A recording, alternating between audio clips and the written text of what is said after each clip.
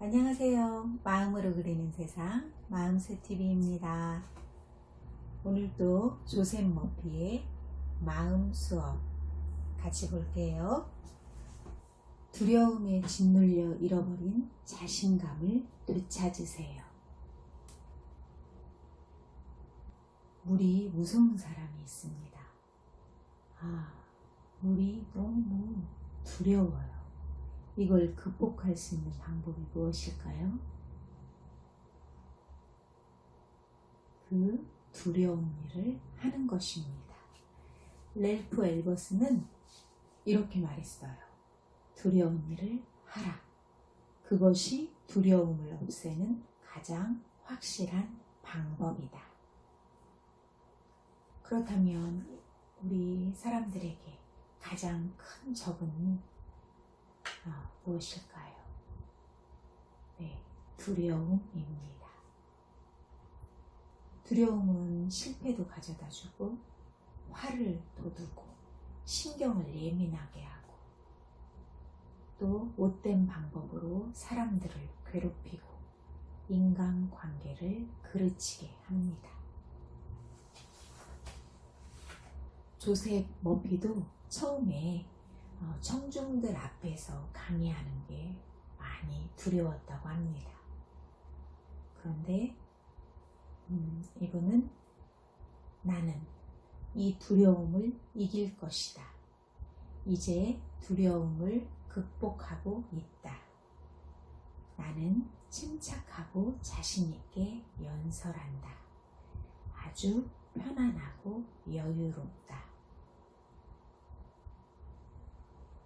그는 마음의 명확한 법칙을 움직여 두려움을 떨쳐낼 수 있었다고 합니다.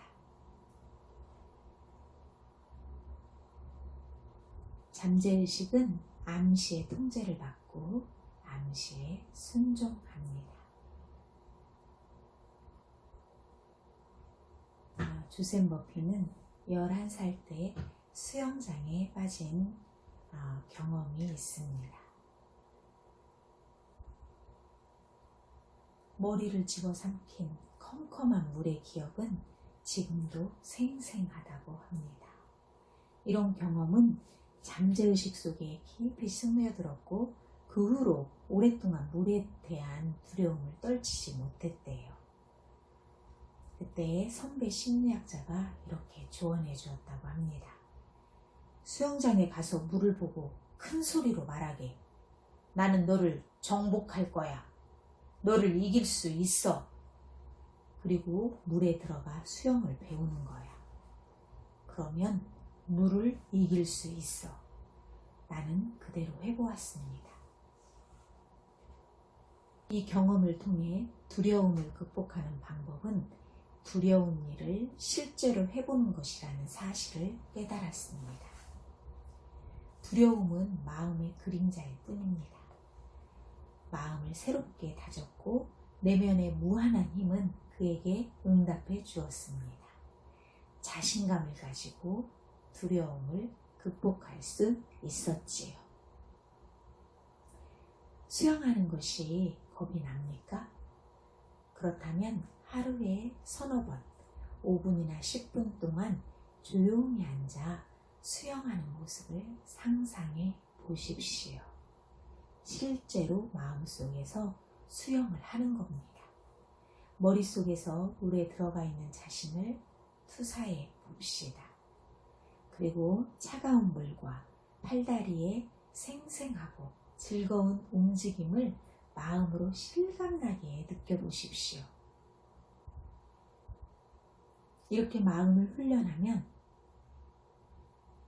상상 속에서 물을 즐길 수 있고 두려움이 사라져 실제로 물에 들어갈 수 있습니다. 곧 멋진 수영 솜씨를 보여줄 수도 있겠지요. 나 자신에게 난 해낼 수 있어. 성공할 거야. 라고 말해보세요. 그러면 마음속에서 자신감, 스스로에 대한 믿음, 성취의 기쁨을 이끌어낼 수 있을 것입니다. 두려움도 마음의 생각이지만 자신감은 훨씬 더 강력한 생각입니다. 자신감은 두려움을 쫓아내고 마음을 적극적이고 건설적인 기운으로 채워줄 것입니다. 두려움을 쫓는 방법. 마음속에 자신감, 성취의 기쁨, 할 수 있다는 믿음, 이것이 두려움을 쫓아냅니다. 두려움을 몰아내는 간단한 비결이 있습니다. 끊임없이 건설적이고 긍정적인 생각으로 채우는 것입니다. 사랑, 평화, 조화 등으로 마음을 채우십시오. 목표와 이상, 긍정적인 것, 하고 싶은 일에 관심을 집중하세요. 그렇게 하면 내면에서 잠재의식이 보이지 않게 움직이고 우리의 세계는 우리의 내면에서 생각하고 관조한 내용과 유사한 쪽으로 바뀔 것입니다. 끊임없이 건설적이고 긍정적인 생각으로 마음을 채우는 것. 이것이 두려움을 몰아내는 비결입니다. 224쪽 한쪽 문이 닫히면 또 다른 문이 열립니다. 우리는 어떤 문제든 해결할 수 있습니다. 앞길이 보이지 않을 때 마음을 깨우는 기도를 하면 우리 마음에 저장되어 있는 잠재의식의 문을 마음대로 열 수 있습니다. 벼랑 끝에 매달린 아치볼드 크로닌 박사를 끌어올린 것도 잠재의식이었습니다. 그런데 우리의 앞길을 가로막고 해결하는 것을 방해하는 말이 있습니다.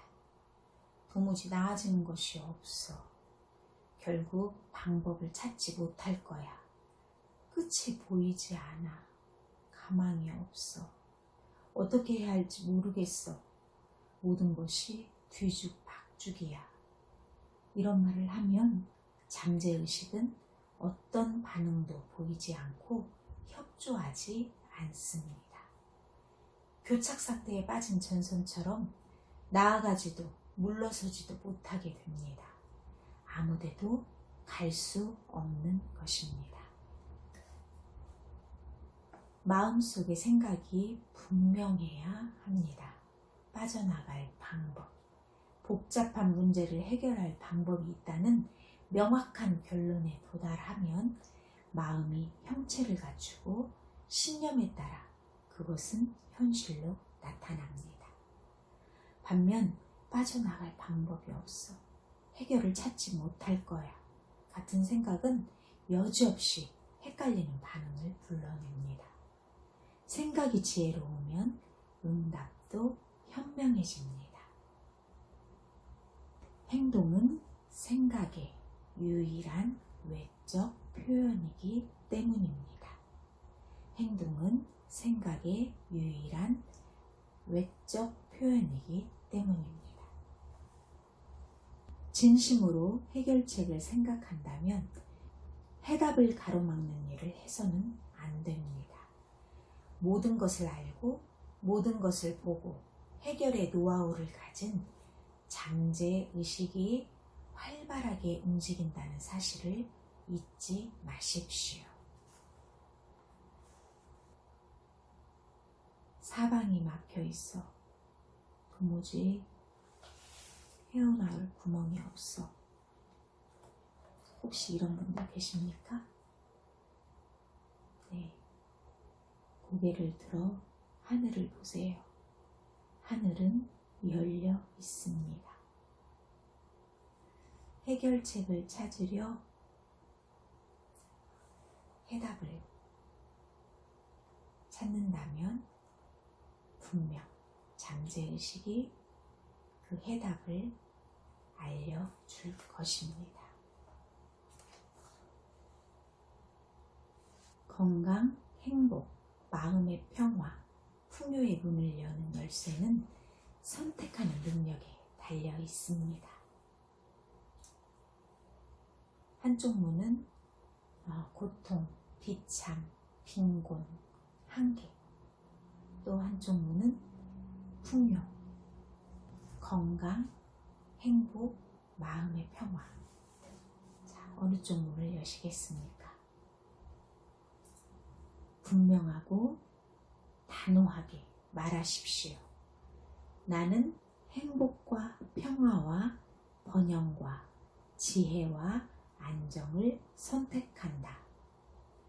나는 행복과 평화와 번영과 지혜와 안정을 선택한다. 이렇게 확신하면 갈 길이 분명하게 드러날 것입니다. 의식에서 명확한 결론을 내리면 즉시 내면의 힘에게 후원을 받아 목표를 향해 가는 길을 보여줄 것입니다. 꾸준한 자기 암시로 치유가 찾아옵니다.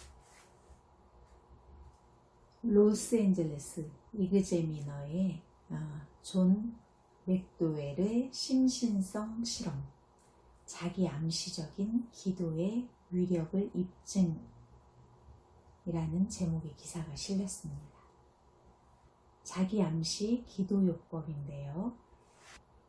예를 들어 유괴형 환자가 자기 암시 기도요법과 그룹 요법에만 의존하여 치료한 결과 3주 만에 증세가 사라졌다고 합니다.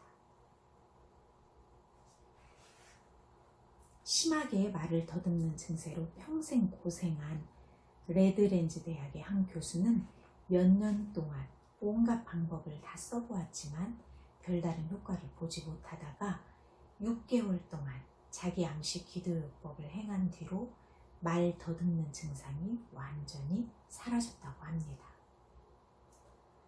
결핵 때문에 몇 년간 강제 퇴직당한 교사도 자기 암시 기도요법으로 완치되어 복직했다고 합니다. 이 방법은 자기 암시적인 기도에 대한 과학적 접근 방식이고 이것이 잠재의식에 영향을 미친다고 지적했습니다. 이 자기 암시를 할 때 필수사항이 한 가지 있대요. 자기 암시적인 기도는 반드시 매일 밤 잠자리에 들기 전에 해야 한다는 것입니다. 그때 우리는 하루에 한 번만 자기 암시를 주라고 당부했습니다. 잠들기 전에 마지막으로 생각한 것이 잠재의식으로 침투할 확률이 높기 때문입니다. 우리 환자들은 무조건 건강을 달라는 자기 암시는 하지 않습니다. 그들은 자신의 건강을 해치는 유해 요소를 반드시 치유할 수 있다고 확신합니다. 그런 말을 긍정적으로 반복하는 자기 암시적인 기도를 함으로써 잠재의식에 확신을 심어줍니다. 그렇게 하면 자의식 내에 있는 파괴적인 요소가 서서히 사라지고 질병의 근본 원인이 제거됩니다. 항상 완치되었을 때의 느낌을 실감해야 합니다. 그러면 건강을 되찾는 것은 시간 문제일 뿐입니다. 우리는 무한한 치유력을 가진 잠재의식 쪽으로 정보를 운반해야 합니다. 결핵성 척추염으로 고생하는 소년에 대한 기사가 실린 적이 있는데요. 소년은 의사가 병을 고칠 수 없다고 단정했지만 내면의 기도를 시작했습니다. 손과 무릎이 구부러지고 비틀어지는 증세가 멈추지 않았던 그는 기도를 통해 건강을 되찾을 수 있었고 그 후 강하고 바르고 멋진 체격을 가진 건장한 청년이 되었습니다. 스스로 확신했고 머릿속에 자신에게 필요한 능력을 상상하며 그 모습에 푹 빠져 살았습니다. 그는 하루에도 여러 번 반복해서 다짐했다고 합니다. 나는 강하고 힘세고 멋지고 건강하고 완벽하다. 그리고 행복하다. 그는 이 문장을 되뇌며 하루를 시작하고 마무리했습니다. 또한 그는 주변 사람들의 사랑과 건강을 위해 기도했습니다. 그 기도는 어떻게 되었을까요? 몇 배가 되어 그에게 돌아왔지요. 그 후에 그 소녀는 강하고 바르고 멋진 체격을 가진 건장한 청년이 되었습니다. 나는 강하고 힘세고 멋지고 건강하고 완벽하다. 그리고 행복하다. 와, 정말 기적 같은 일이 일어났네요. 긍정적인 상상으로 극복하기. 역효과 법칙은 욕구와 상상이 배치되면 예외 없이 상상이 승리한다는 이론입니다. 예를 들어서 널빤지를 바닥에 놓고 그 위를 걸으라고 하면 누구나 자신 있게 걸어요. 하지만 지상에서 한 7m 정도 높이에 있는 두 담장 사이에 널빤지를 놓고 건너가라고 하면 누구든 망설입니다. 상상력이 그것을 실행하려는 욕구를 방해하기 때문입니다. 아래로 떨어질지도 모른다는 두려움이 우리를 가로막아서 우위에 있는 생각이 승리하는 것입니다.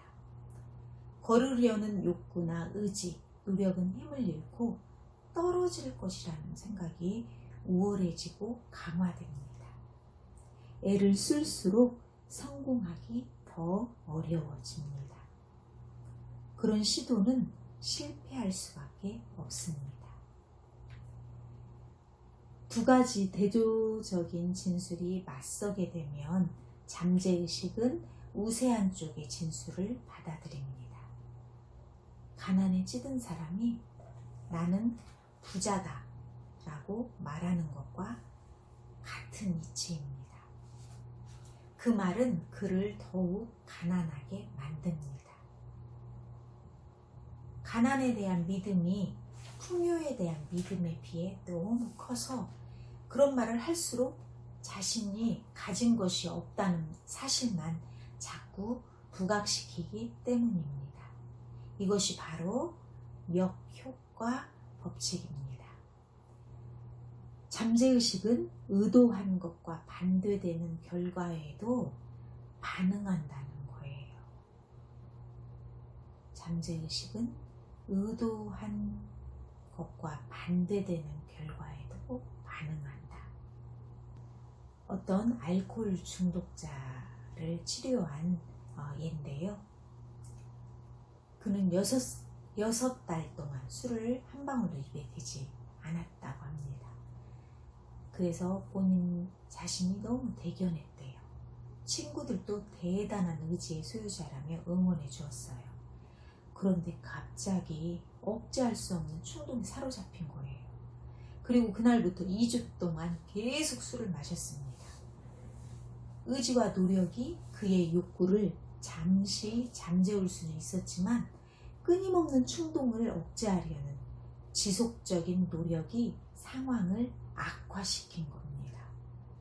실패가 반복되자 그는 희망을 잃었고 충동이나 강박관념을 억제하기에는 자신의 의지가 너무 약하다고 단정 지었어요.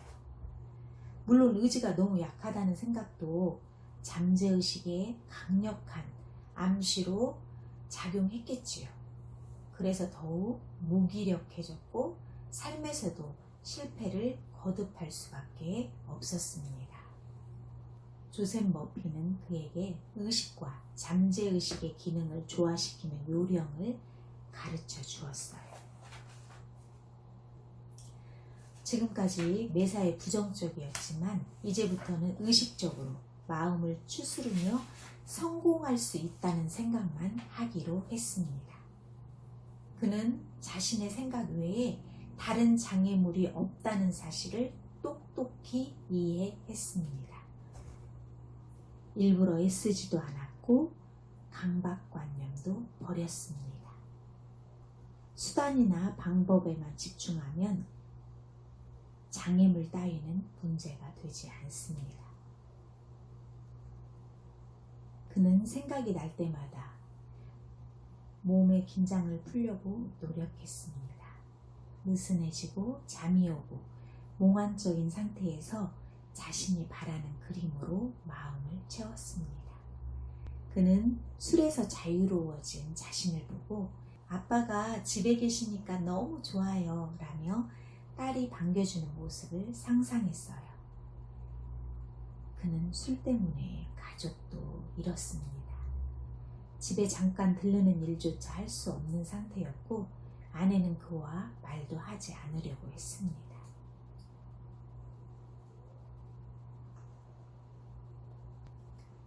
규칙적이고 체계적으로 그는 자신이 그린 그림을 명상했습니다. 집중력이 흐트러지면 딸이 웃는 모습을 떠올리며 마음을 가다듬었습니다. 딸의 명랑하고 맑은 목소리는 상상 속에 있는 집의 모습을 실감나게 해주었습니다. 그러는 동안 그는 생각의 틀을 조금씩 바꿔나갔습니다. 과정은 더디게 진행되었지만 인내심을 발휘했습니다. 조만간 자신이 그린 그림이 잠재의식 속에 스며들 수 있을 거라고 확신했습니다. 조셉 머피는 그에게 의식은 카메라이고 잠재의식은 필름이라고 말해 주었습니다. 이제 그의 목표는 한 가지뿐입니다. 마음에서 긍정적인 이미지를 각인시키고 현상하는 것입니다. 바로 잠재의식이라는 암실에서 말이지요. 결국 그는 성공했고 지금은 큰 기업의 회장이 되었습니다.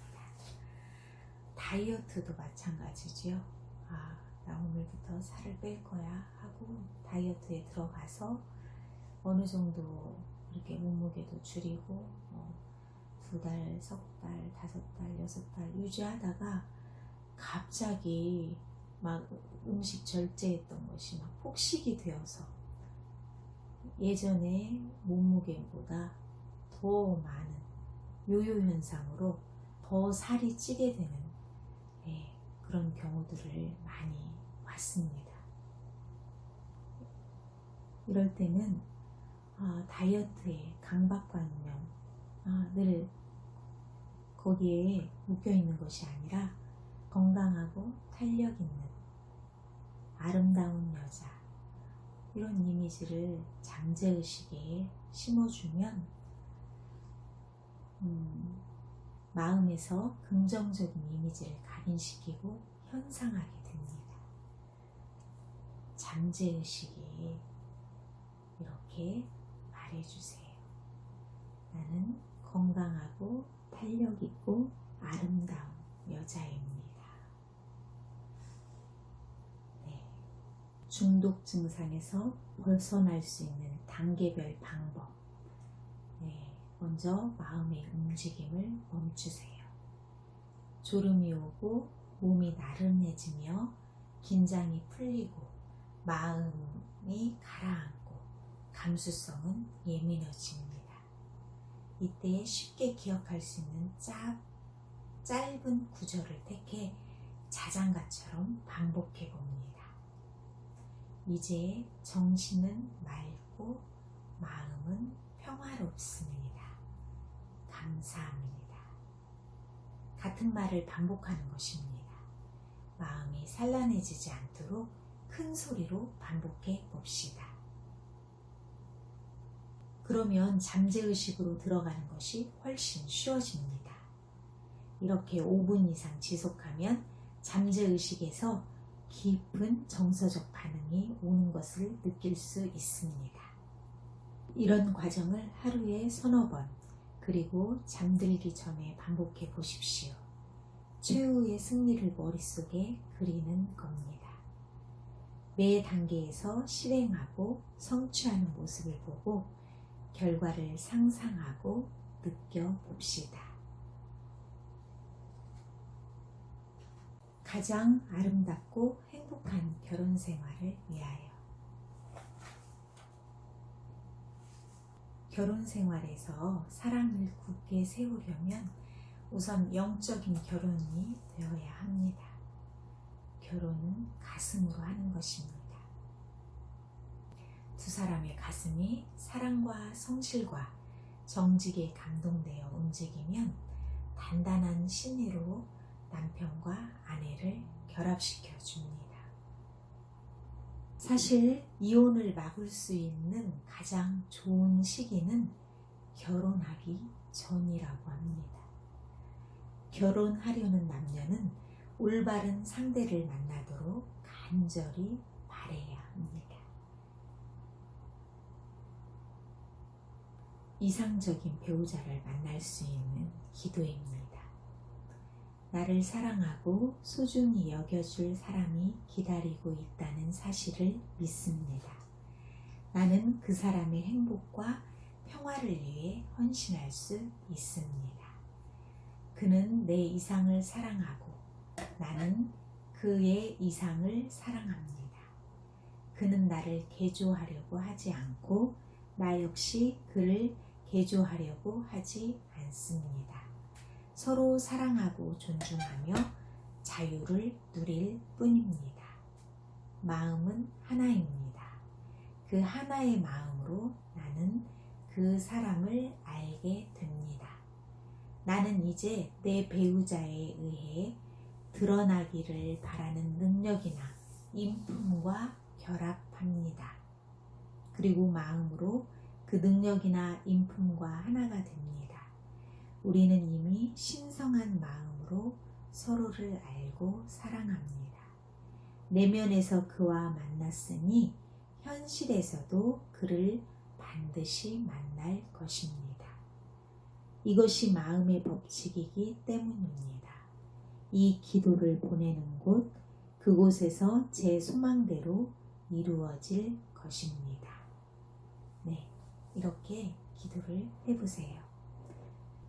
어느새 당신의 마음속에 그에 어울리는 장점과 인품이 형성될 것입니다. 당신이 찾는 동반자가 갖추었으면 하는 존경할 만한 덕성과 훌륭한 인품에 조용히 관심을 기울이면 어느새 당신의 마음속에도 그에 어울리는 장점과 인품이 형성될 것입니다. 그러면 잠재의식의 깊은 흐름은 신성한 질서를 통해 두 사람을 함께 묶어줄 것입니다. 네, 아직 결혼 전이신 분, 이 기도를 한번 해보세요.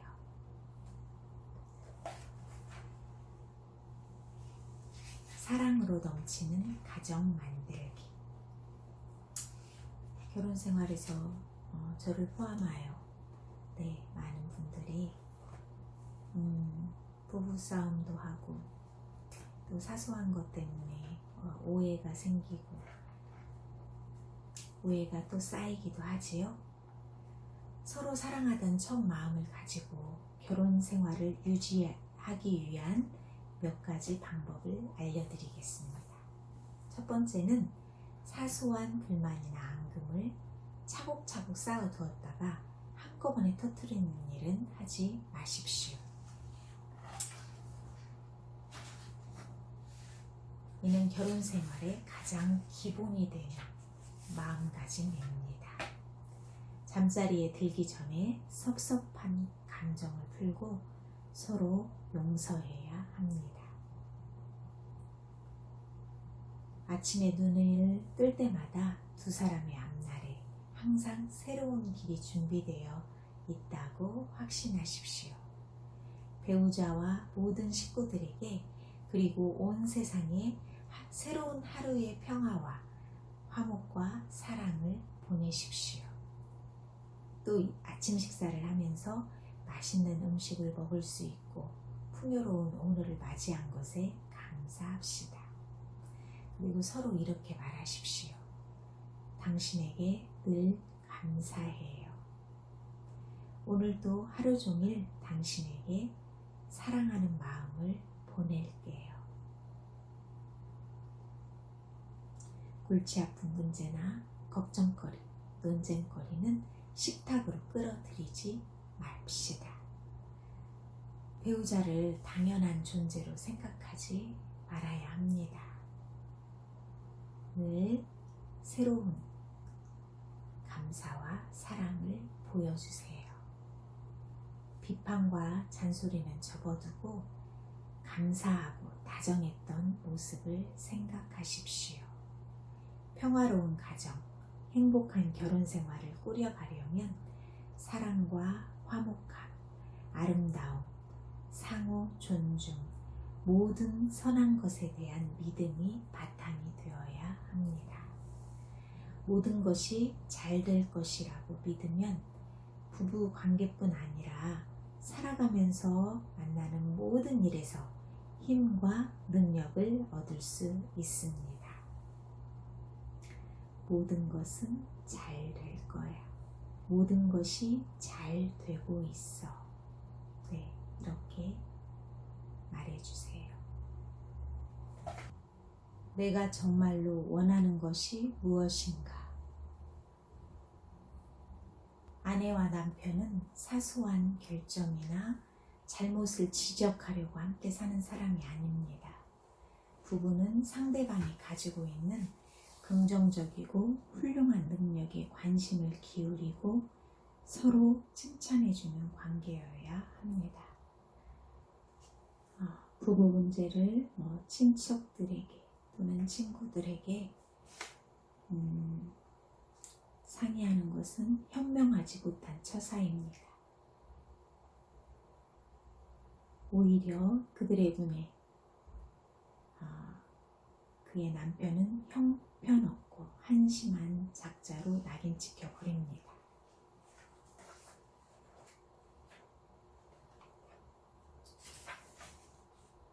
그 어떤 사람도 이 세상에서 한 지붕 아래 살면서 기질의 충돌이나 상처 없이 지낼 수는 없습니다. 그러므로 결혼 생활의 어두운 면을 절대로 친구들에게 드러내지 말고 배우자를 비난하거나 모욕하지 말아야 합니다. 서로 적응하는 시간이 필요하겠지만 그보다 먼저 마음을 편안하게 가지고 자신의 성격과 행동을 따져봅시다. 아마 평생 고쳐도 모자랄 만큼 많은 결함을 자신에게서 발견하게 될 겁니다. 저 사람을 내 마음에 들게 뜯어 고쳐야지 하고 생각한다면 결국 문제만 커지고 이혼 복정으로 향하게 될 것입니다. 스스로 구덩이를 파는 셈이지요. 결혼 생활에 문제가 생기면 당신이 정말로 원하는 것이 무엇인지 스스로에게 물어야 합니다. 이룰 수 없는 목표는 없습니다. 결혼 생활의 문제도 다른 문제와 크게 다르지 않으니까요. 바라는 것이 무엇인지 분명히 정의하고 몰두합시다. 마음은 마음이 몰두하는 것을 만들어내는 법입니다.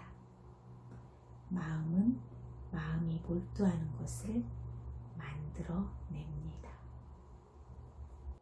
나이 든다는 것은 현명해진다는 의미입니다.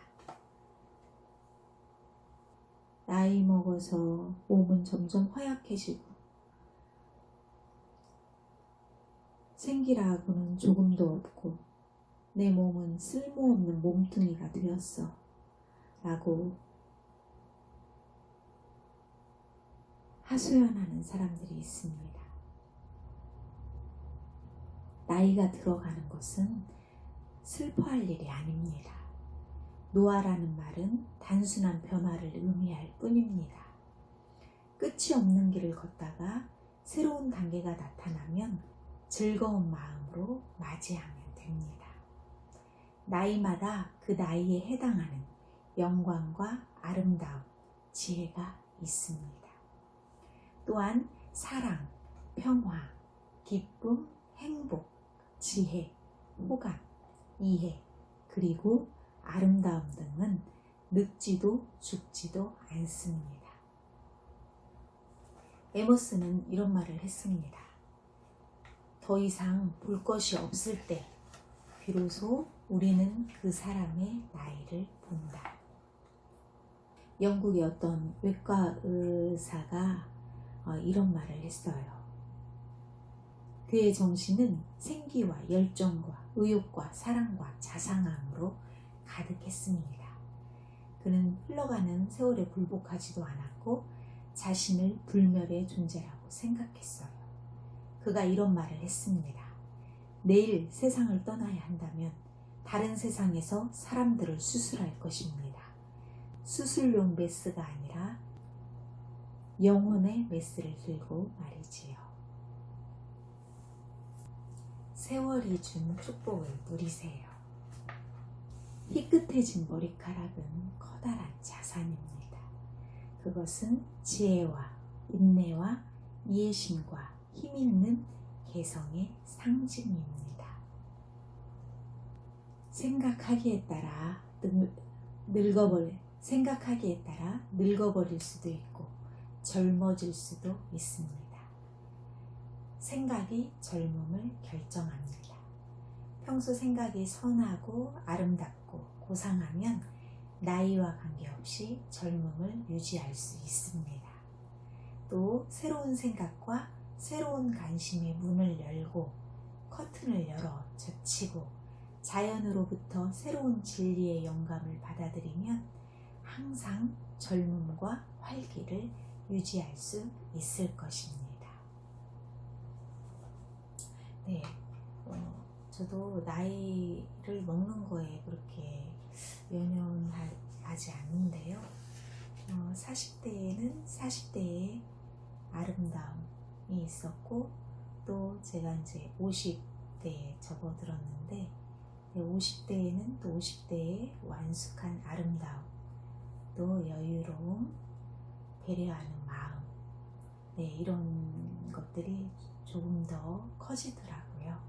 그래서 저는 지금의 저도 사랑합니다. 새로운 생각과 새로운 관심을 문을 열고 커튼을 열어 제쳤는데요. 저에게 또 가슴 설레게 하는 일, 또 그 일이 매일매일 원동력이 되고 또 즐거운 일이 되어서 젊음을 또 유지하고 항상 활기찬 시간들이 될 것 같아서 지금의 나도 지금의 제 나이도 좋습니다. 여러분들도 더 활기차고 더 멋진 삶으로 한 발 한 발 내디디시기 바랄게요. 저는 다음 시간에 또 찾아올게요. 감사합니다. 사랑합니다.